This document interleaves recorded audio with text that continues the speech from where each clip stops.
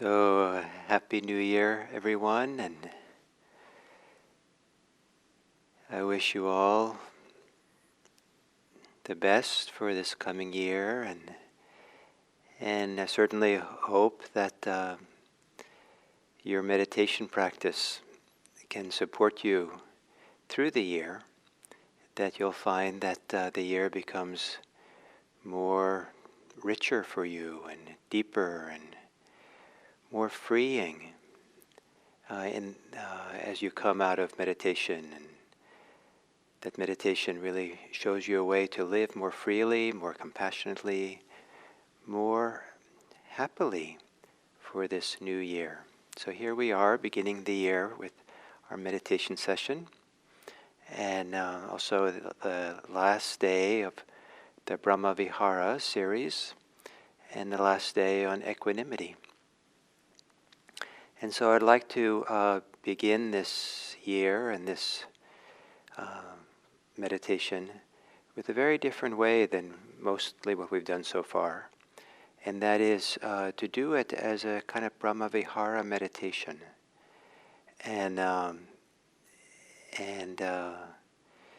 so it is a little bit more conceptual than simply resting the attention on breathing and getting still. But there can be the mind in many ways can become comparably still. It can become very engaged, involved, undistracted, very full with these Brahmaviharas in a way that can be quite liberating and wonderful complement to mindfulness practice.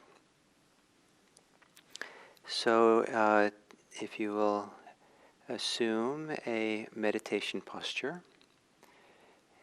And when doing Brahmaviharas, sometimes there's a tendency to focus more on a posture that brings you a sense of ease than it is a posture that brings you more alertness. Certainly you need to be alert for Brahmavihara, but it's best not to struggle with discomfort. And to close your eyes and to take some long, slow, deep breaths. On the exhale, settling in to your body, settling into your seat, the place where you're meditating.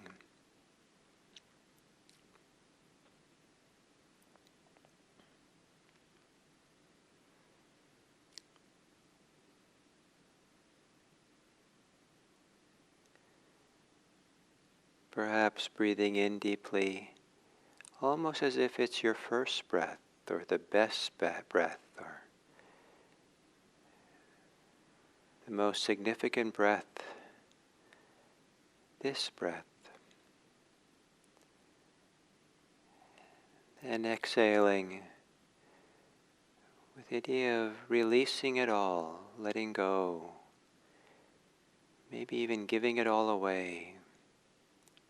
Settling in more.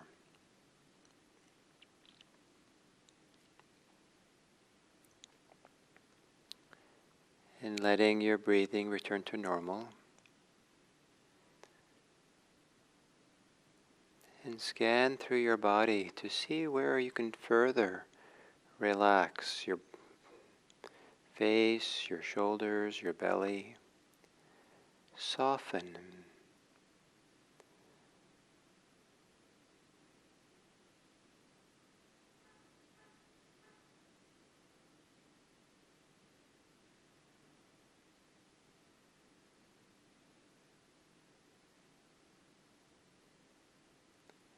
Feeling the breathing in the body, maybe almost as the rhythm in the breathing, the expansion and contraction of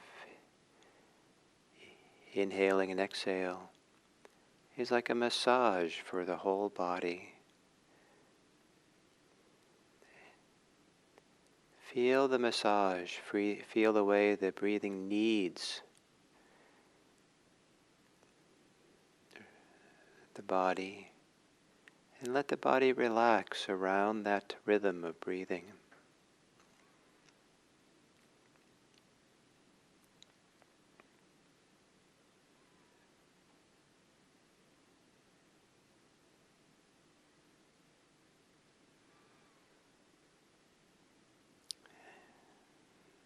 And similarly, with the rhythm of breathing, if it's easy enough, imagine that you're massaging the energy, the pressure, the activity of thinking. That the activity of thinking can become quieter. And perhaps you can even allow the thinking to become slower. No need to invest a lot of energy and effort into your thinking.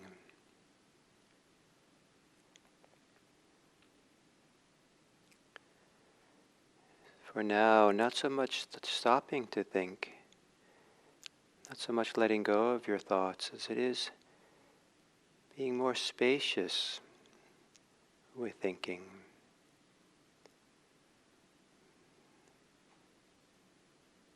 As if as you're breathing, it's a gentle wind, cooling down whatever fever of thinking there might be.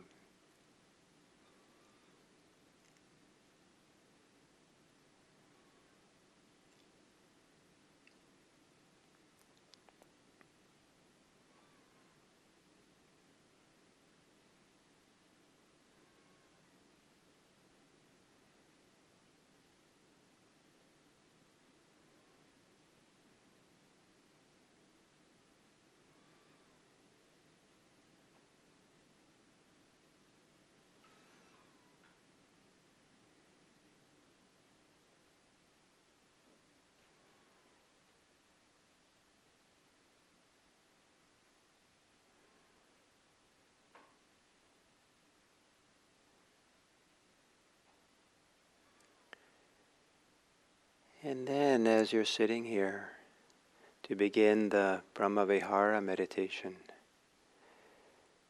bring to mind someone who you can consider a benefactor, someone that you love or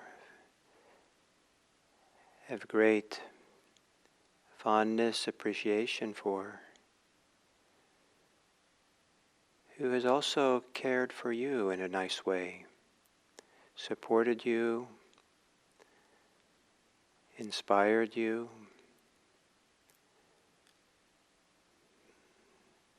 made things possible for you. It may be someone who you know only from a distance. Some people will choose the Dalai Lama. Or it could be someone you know.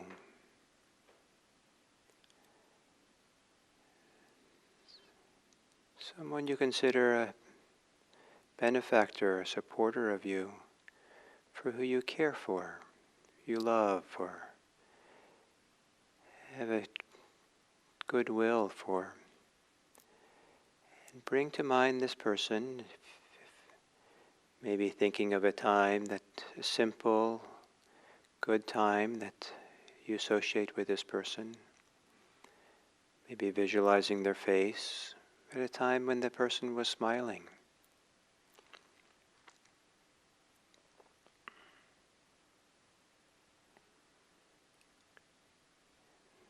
And imagining that the person is going about their ordinary life,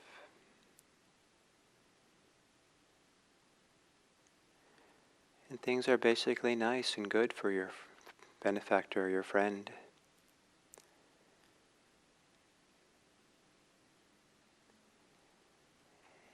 And notice what feelings of goodwill, of appreciation, respect, love you might feel for this person.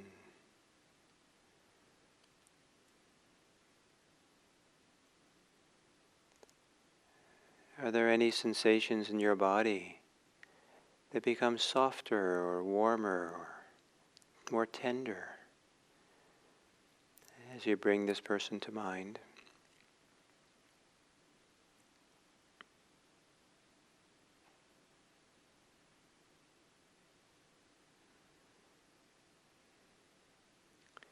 And as you imagine this person just living their life in an ordinary way and things are basically going well,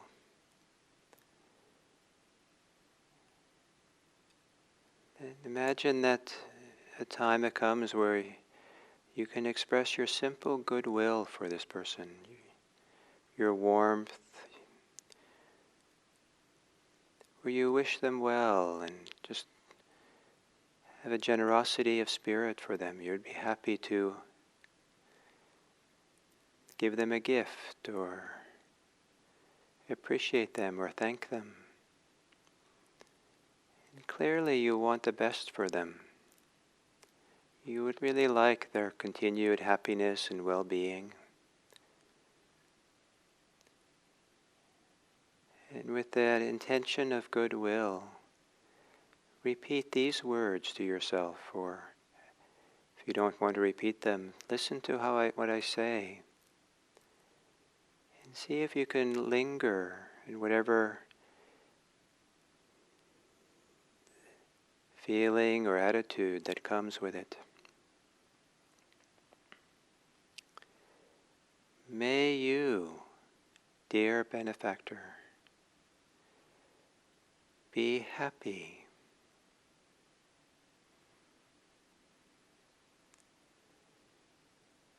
May you, dear benefactor, be healthy and safe.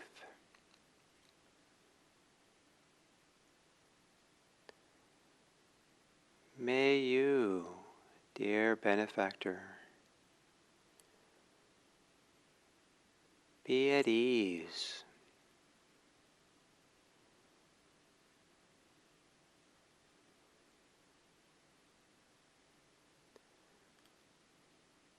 May you, dear benefactor,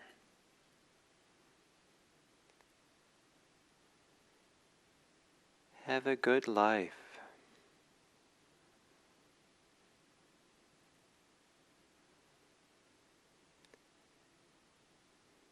Perhaps it brings you some joy to think of your benefactor this way and to have the opportunity to extend your goodwill and well-wishing for them.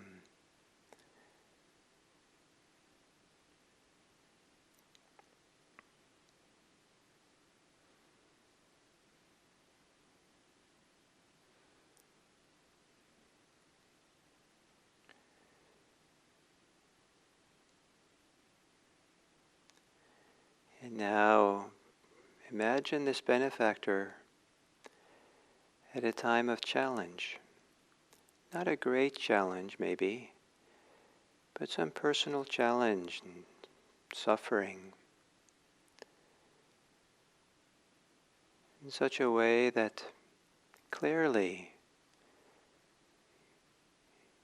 your goodwill takes the form of compassion, and you would be happy to help, to offer something, to do something to alleviate their challenge.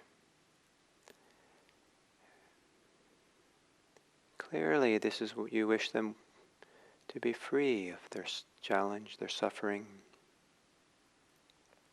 Certainly you care for them.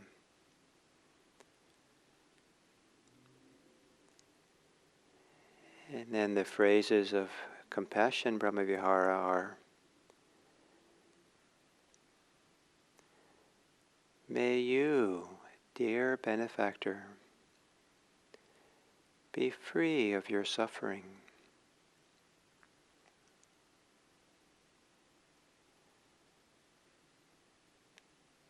May you, dear benefactor, be free of your challenges.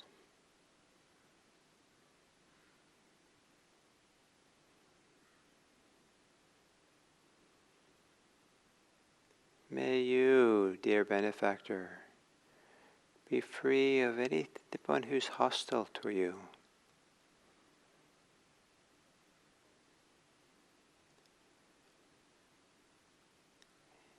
So offering your compassion this way, seeing how simple the compassion can be.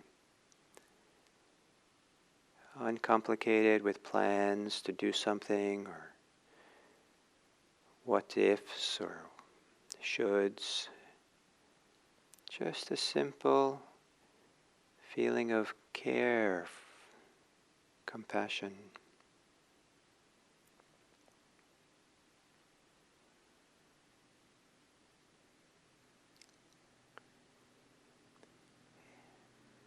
And now imagine your benefactor has a wonderful piece of good fortune, some wonderful success, or something that brings really genuine happiness, delight to this person. Maybe imagining again their face with a sparkle in their eye, a smile, just clearly happy for what's happening. And open your heart to share in that happiness. Open that heart to participate in that happiness as a way of supporting them and affirming what's happening for them and taking some delight and happiness in their happiness.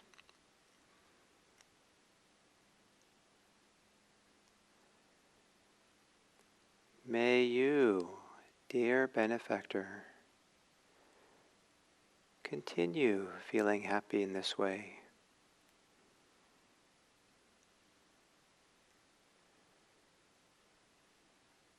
May your success, dear benefactor, continue.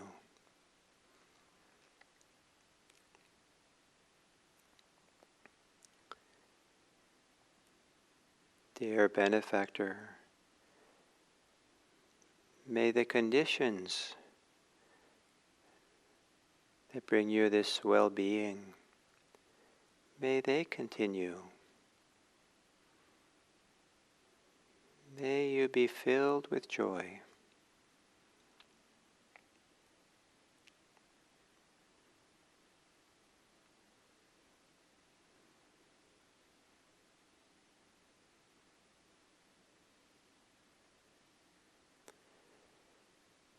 And then to bring to mind this benefactor with another challenge, not a great challenge, something that they can certainly find their way through.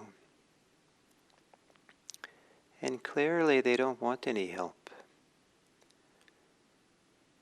Clearly they want to try to figure this out for themselves.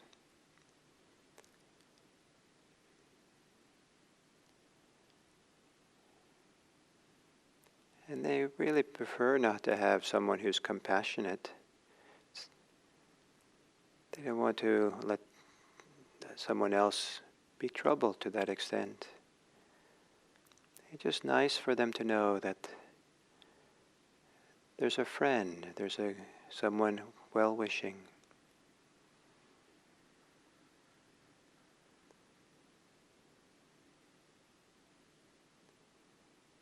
And then the Equanimity Brahmavihara is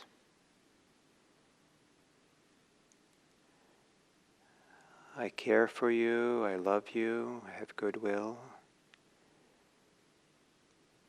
and I allow you to find your own way.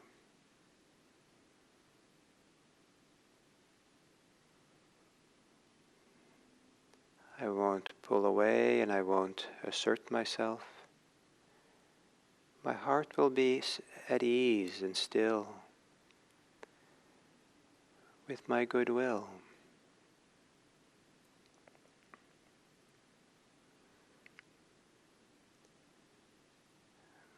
I care a tremendous amount for you, benefactor. and allow you to have your autonomy to choose for yourself.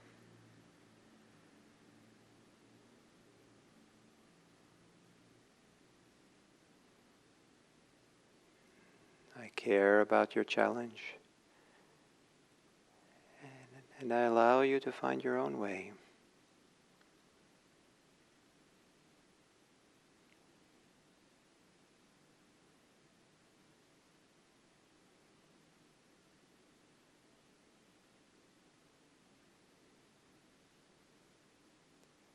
And now to turn your attention to yourself and to see if you can become your own benefactor.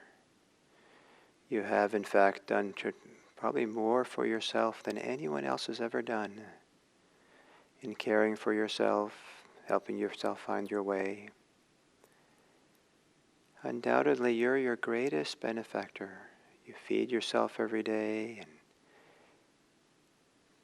care for yourself.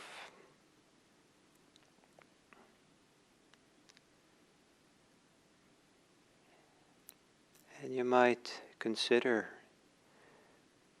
with this little smile on your face, sometimes in your life where you were happy, contented, at ease and safe. Life was not so complicated, maybe. And as you did for the benefactor,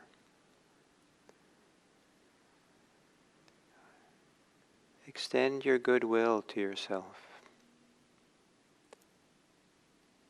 May I,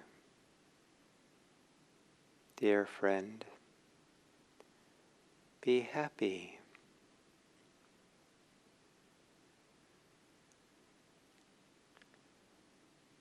May I, dear friend, be safe.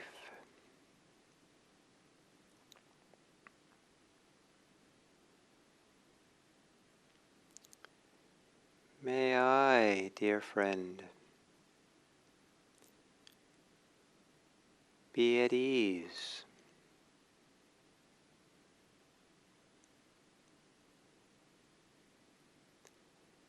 May I, dear friend, be free.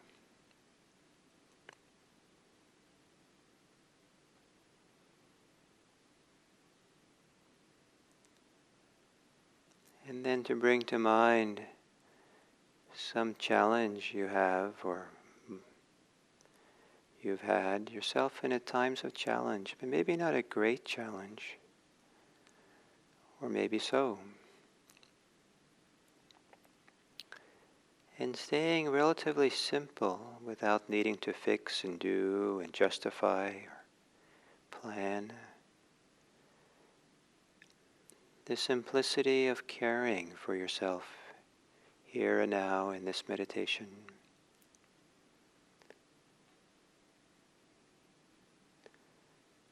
Caring that you suffer. And how wonderful it would be if the suffering would not be here.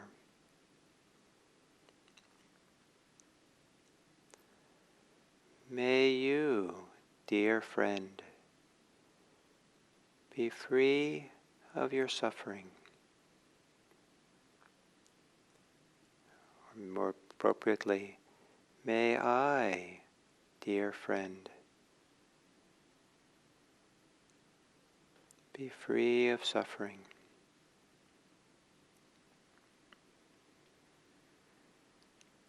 May I, dear friend, be free of strife and conflict.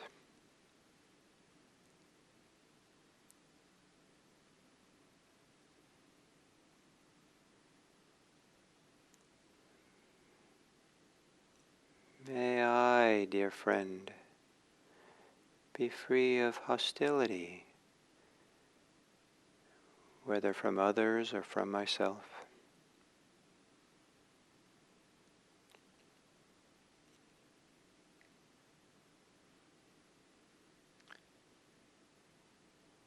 And then imagine yourself at a time of things are going well and you're delighted and happy and maybe some success, some good fortune.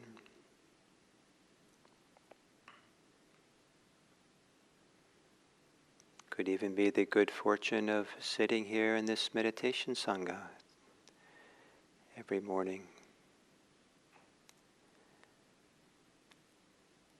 This the wonderful opportunity to start the new year this way.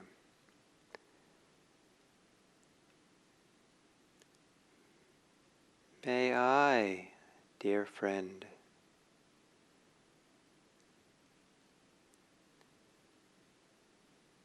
continue in this good fortune.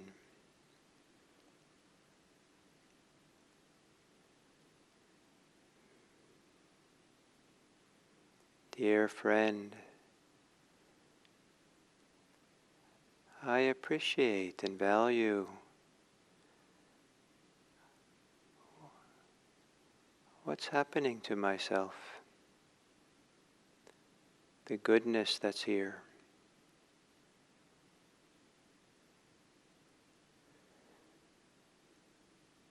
May I, dear friend, continue in the joy and goodness that is in my life.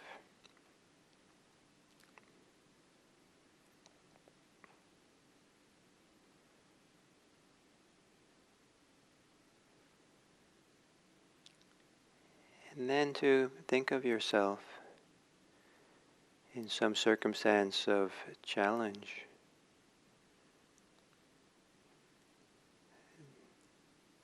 That clearly is challenging,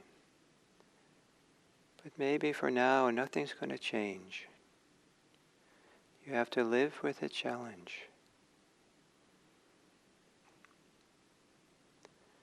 Maybe you injured yourself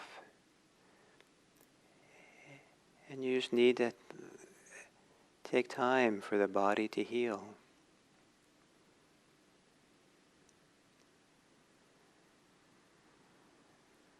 And now, certain equanimity and patience is needed to allow the body to heal itself. And so your goodwill and love can be equanimous.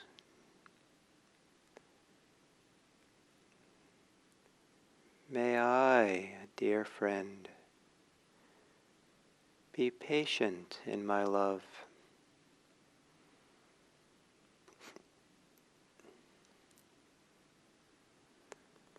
May I, dear friend, be unagitated in my self-care.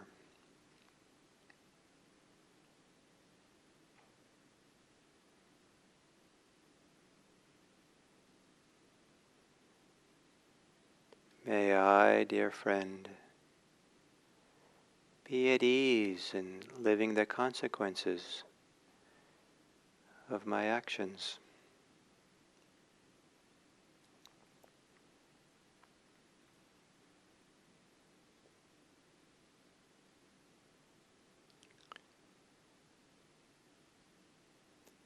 And then ever so gently, taking a little deeper in-breath, and on the out-breath, settling in deeply into your heart center. Breathing in and settling into wherever you feel your warmth, your love, tenderness.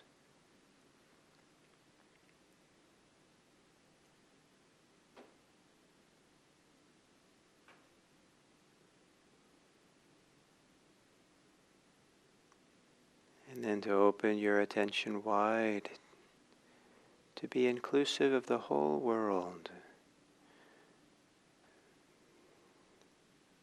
The people in your lives, the people in your communities, the peoples of these lands, and the whole globe.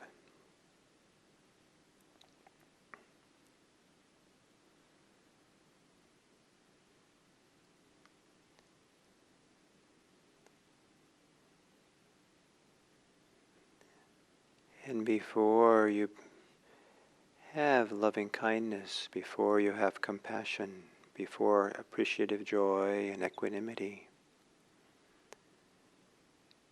perhaps there's a primal tenderness and warmth, goodness, love, a care that's within you. Before it's activated in any particular purpose, just love that's at rest in itself, at ease with itself. And may this open-heartedness and tenderness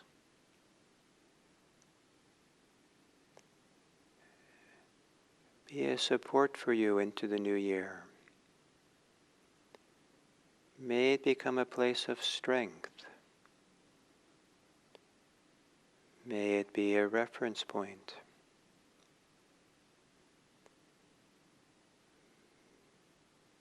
May it be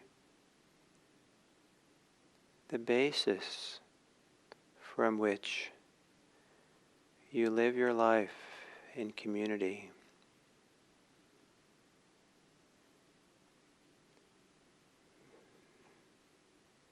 May the freedom of an open heart carry you into the world for the welfare and happiness of others. Not because you should or there's an obligation, but because it's an expression of your freedom. It's a manifestation of your care.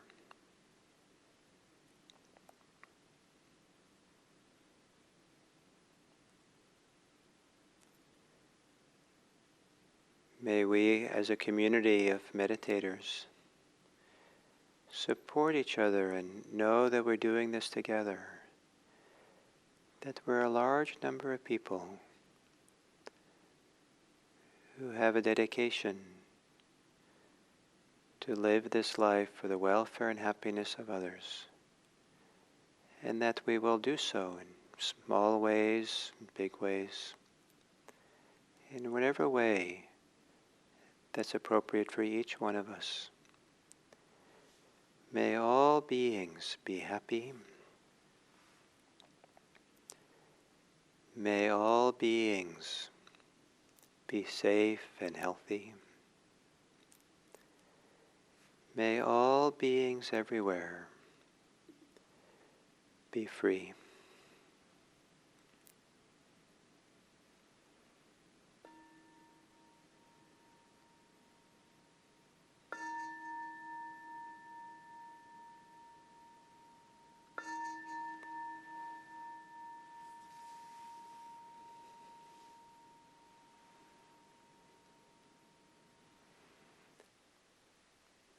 So,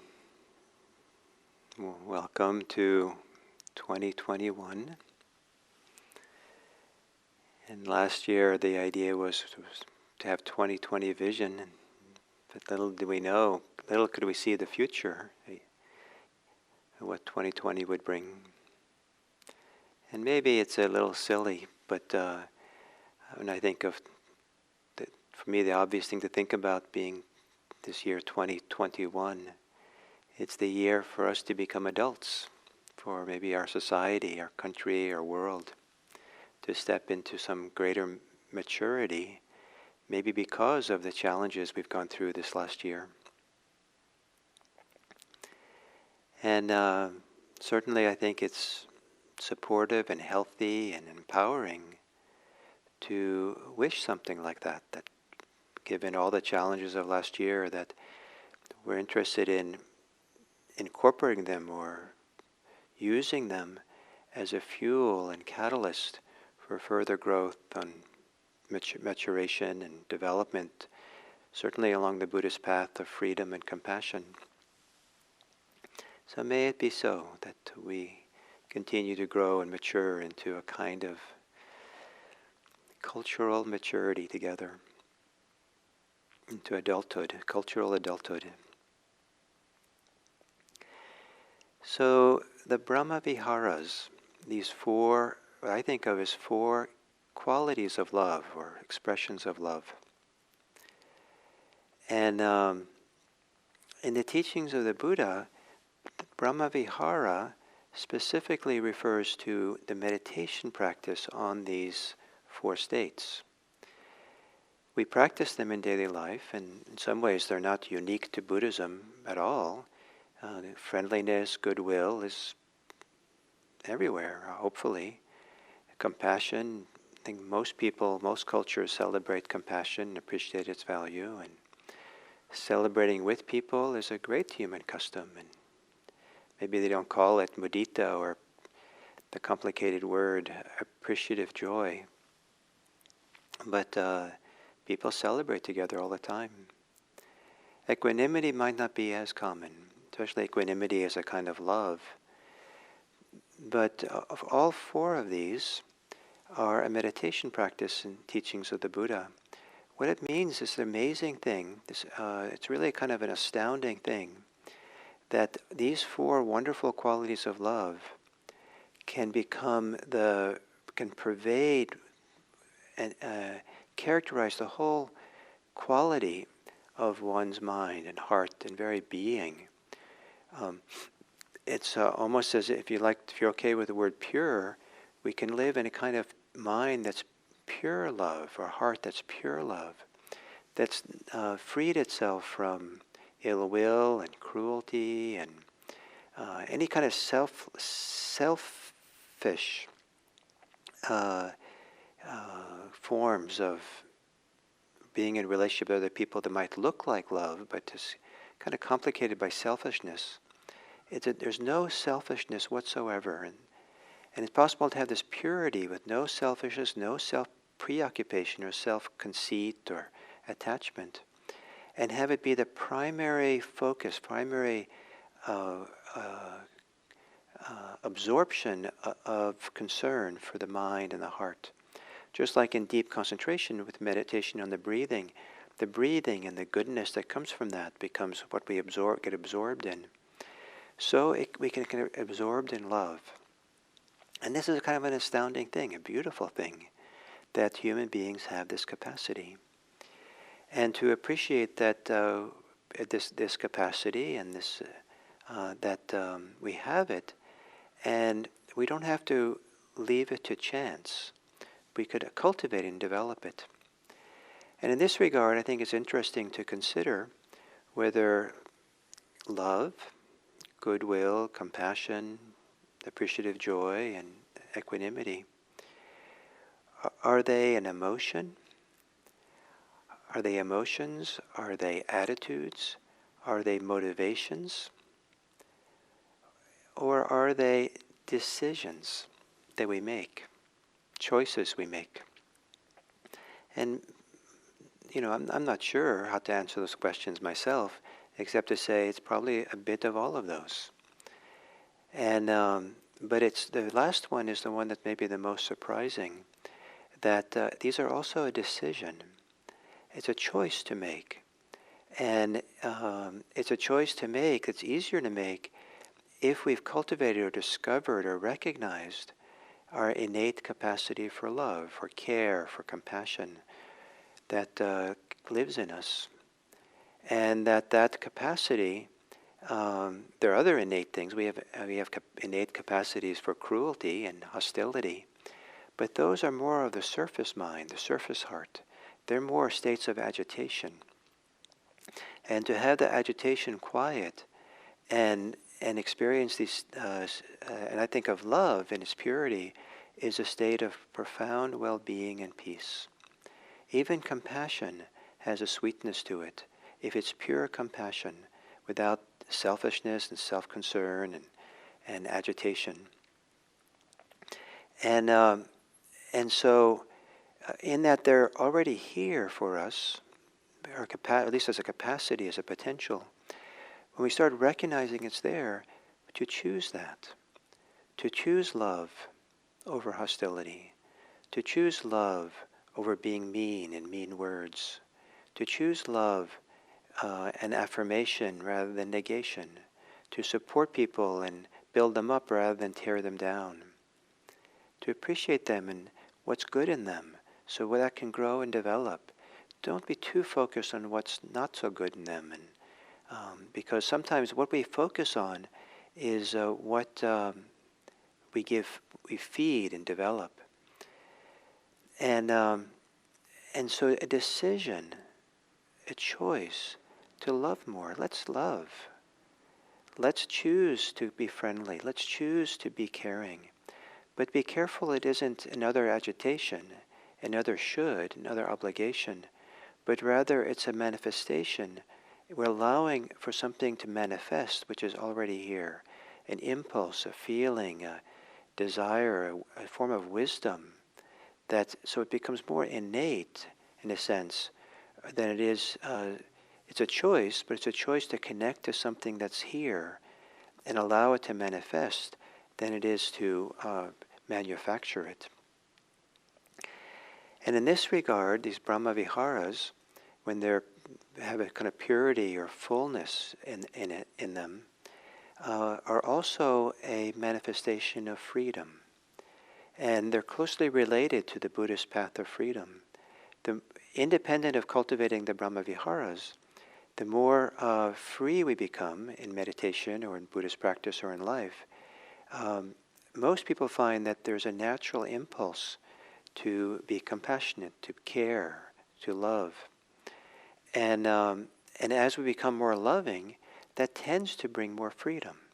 Love is a kind of a antidote. It's a kind of a solvent for attachments. Love is a solvent for fear and hostility we might be carrying with us.